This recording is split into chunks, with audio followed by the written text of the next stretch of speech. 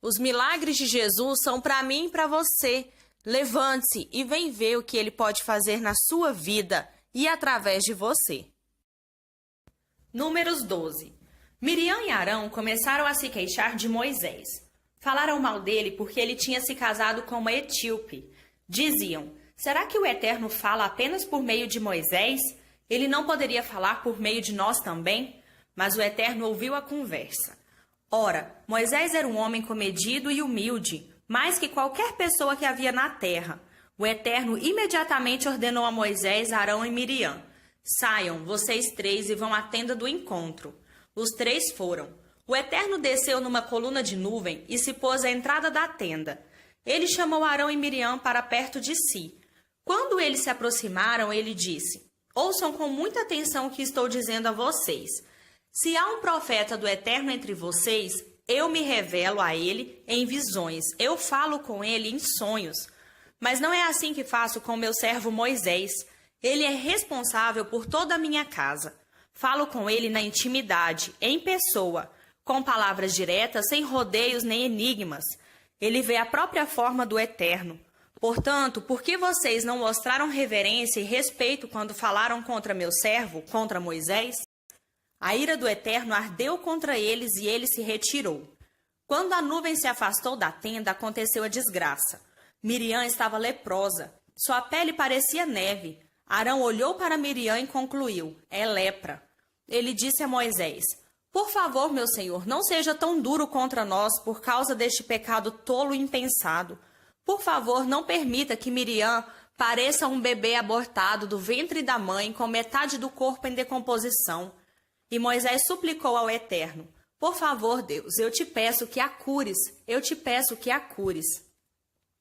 O Eterno respondeu a Moisés: se o pai de Miriam tivesse cuspido no rosto dela, não ficaria ela envergonhada por 7 dias? Isole-a fora do acampamento por 7 dias. Depois ela poderá ser recebida outra vez na comunidade. Assim Miriam ficou isolada fora do acampamento durante 7 dias. O povo não partiu dali enquanto ela não foi reintegrada ao povo. Só então o povo partiu de Azerote e armou seu acampamento no deserto de Parã. Números 13. O Eterno disse a Moisés: envie homens para uma missão de reconhecimento da terra de Canaã, que estou dando ao povo de Israel. Envie um homem de cada tribo dos seus antepassados, homens experientes e fiéis às suas tribos. Assim Moisés os enviou do deserto de Parã, como o Eterno havia ordenado.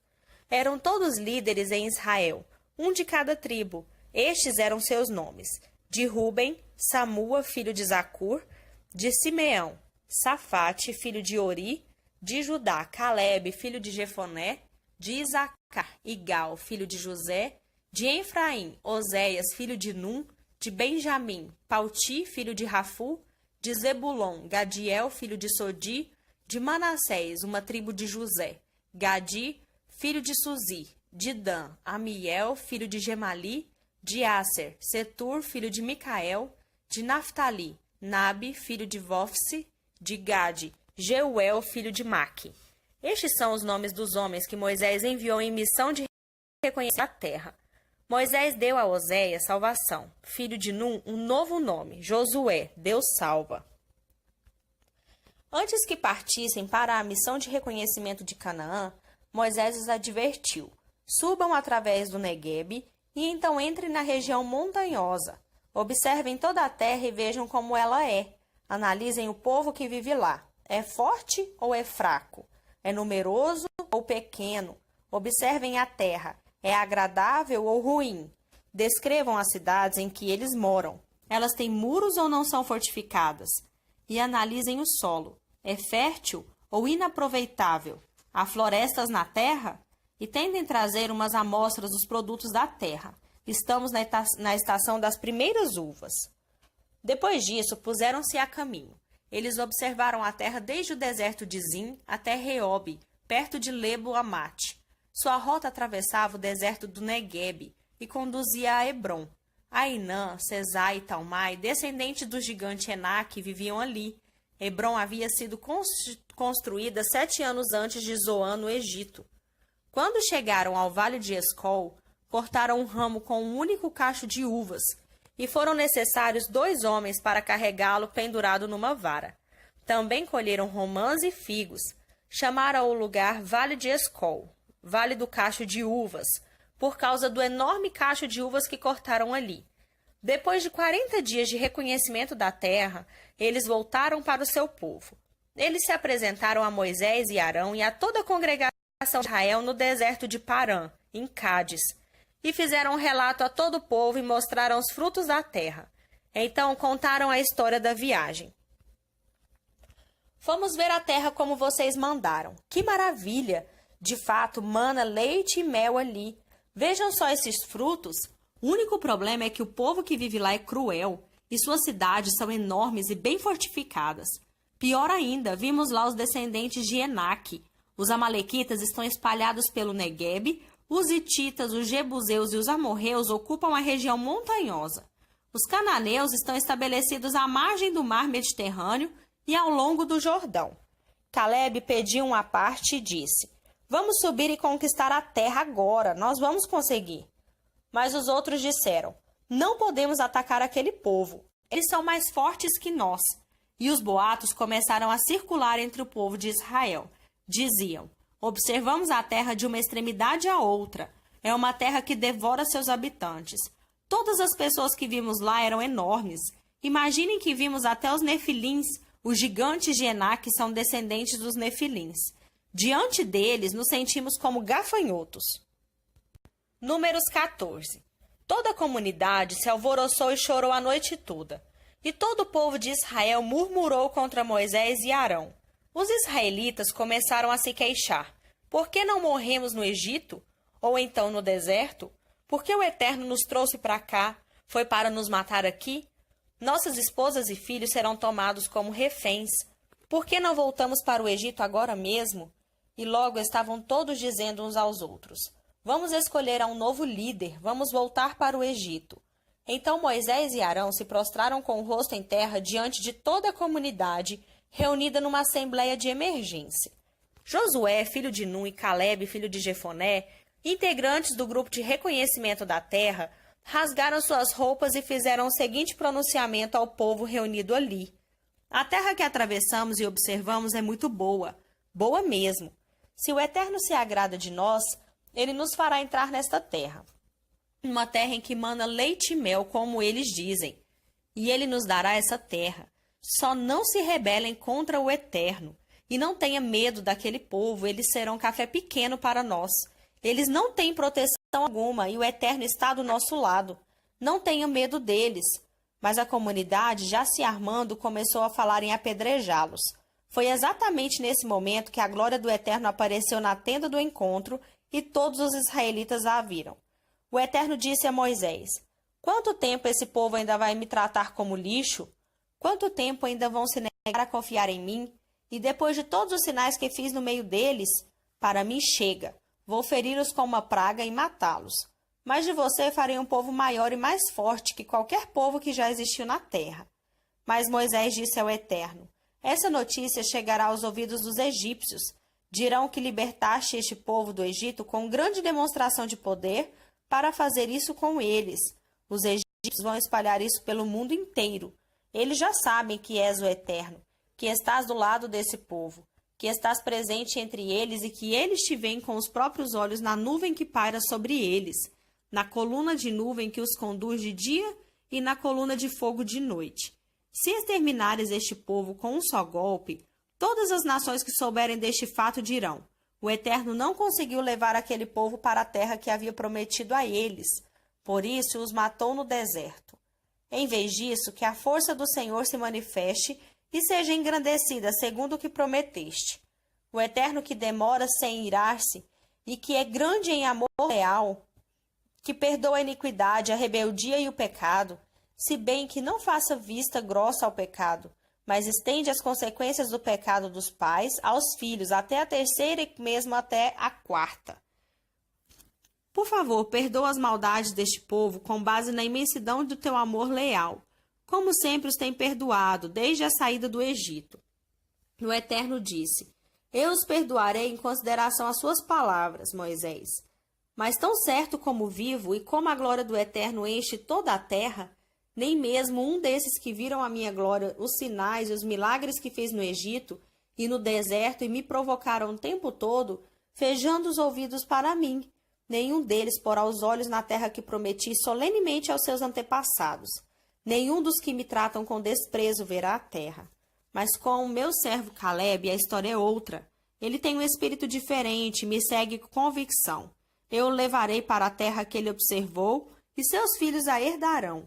Já que os amalequitas e cananeus estão bem estabelecidos nos vales neste momento, mudem a rota e voltem para o deserto pelo caminho que vai para o Mar Vermelho. O Eterno disse a Moisés e Arão: quanto tempo ainda vai durar essa murmuração contra mim por esta comunidade infestada pelo mal? Eu estou cheio de queixas desses israelitas murmuradores. Diga-lhes: tão certo como eu vivo o decreto do Eterno, eis o que vou fazer. Os cadáveres de vocês serão espalhados pelo deserto. De todos os que foram contados no recenseamento e estão com 20 anos de idade ou mais, de toda essa congregação de murmuradores e resmungões, nenhum entrará na terra para fazer sua habitação ali, na terra prometida solenemente, exceto Caleb, filho de Jefoné, e Josué, filho de Num. Os filhos de vocês, exatamente os que vocês disseram, que seriam tomados como reféns, são estes os que desfrutarão a terra que vocês rejeitaram.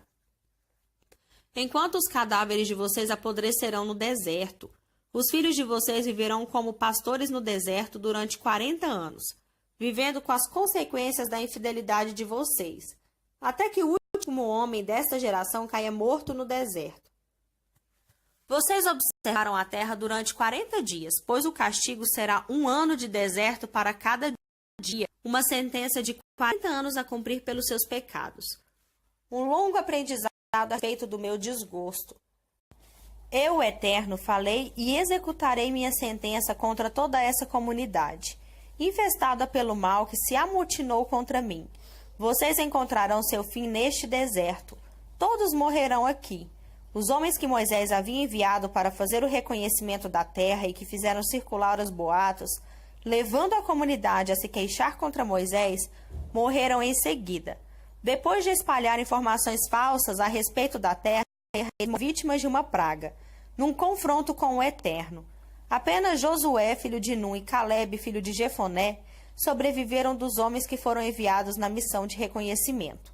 Moisés comunicou a decisão do Eterno ao povo de Israel, e eles se entristeceram e choraram muito, mas no dia seguinte partiram na direção das montanhas, dizendo: aqui estamos prontos. Vamos atacar a terra que o Eterno nos prometeu. Nós pecamos, mas agora estamos prontos. Mas eles foram repreendidos por Moisés. Por que estão desobedecendo ao Eterno outra vez? Isso não vai dar certo. Não ataquem ninguém. O Eterno não está com vocês nessa empreitada. Vocês serão derrotados pelos seus inimigos. Os amalequitas e os cananeus estão de sobreaviso e matarão vocês. Vocês deixaram de seguir o Eterno e de obedecer a ele. Por isso, ele não irá com vocês agora. Mas eles foram mesmo assim. Transpirando arrogância, rumaram afoitos para a região montanhosa. Mas nem a Arca da Aliança, nem Moisés saíram do acampamento. Os amalequitas e cananeus que viviam nas montanhas saíram das cidades e os atacaram. Os israelitas foram derrotados e perseguidos por todo o caminho, até Ormá. Novo Testamento. Marcos 5, do 21 ao 43. Após a travessia, uma imensa multidão formou-se à beira-mar.